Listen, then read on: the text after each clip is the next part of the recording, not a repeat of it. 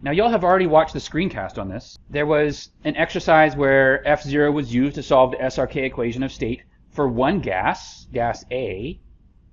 And in that exercise, the screencast put in the values of Tc, Pc, and omega for gas A into the function that f0 was solving.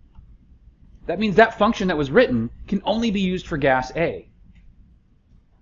In the second half of the screencast, I was saying, well, you know, maybe we want to generalize this. Maybe we want a function that can accept Tc, Pc, and omega as inputs and have f0 look into that function and solve for any gas.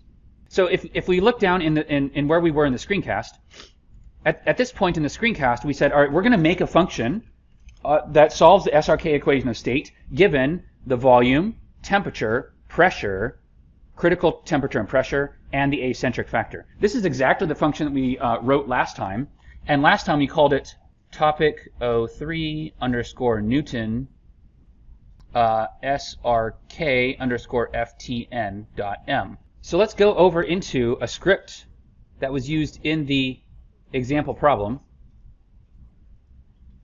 I'm going to comment out the parts that are problematic because we don't need them anymore. So you've got to comment out the part that says part A. You've got to comment out the part that says finishing up. We don't need those parts. We're going to look at how to do this in part B, or for the gas B.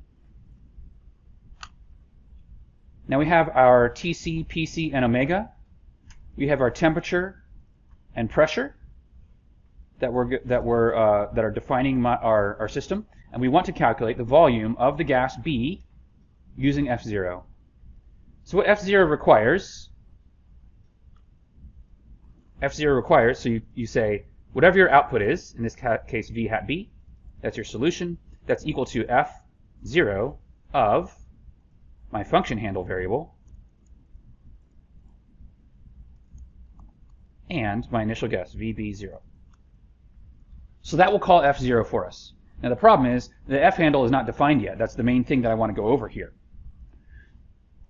So to call f0 with this f handle and pass extra parameters, we are going to define anonymous function to pass extra parameters.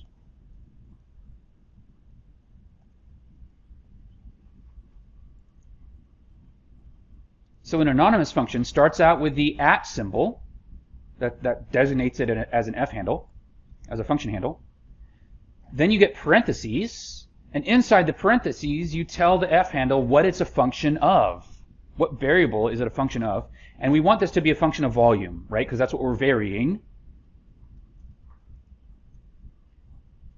And the function that we want is this topic 03 Newton SRK function. So I'm going to copy that and paste it in there. Now topic 03 Newton SRK function requires certain inputs. If we don't give it all of these inputs here, then it's going to throw an error because it needs every single one of those variables to be defined in order for it to do its calculation. So I'm going to copy this list and put it over inside the anonymous function. And so now what we've done is we've taken our function that we want to solve,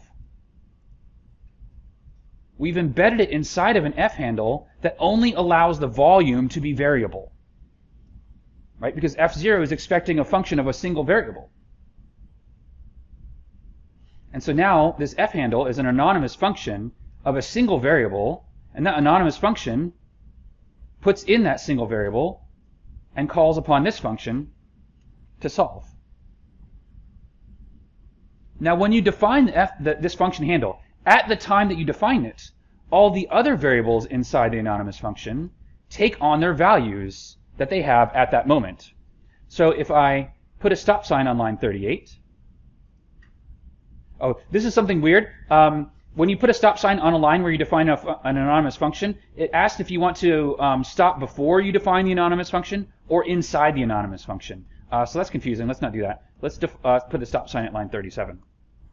Okay, so now I'm going to run this script. So now I've defined Tc, Pc, well, get out of here, Pc, omega, etc. They're all defined. So when I go down to my anonymous function, inside my anonymous function, every single one of these variables will have values. And they will be fixed inside of my anonymous function. And so now the anonymous function knows what those values are, but it allows volume to vary because that's the thing that's inside these parentheses here.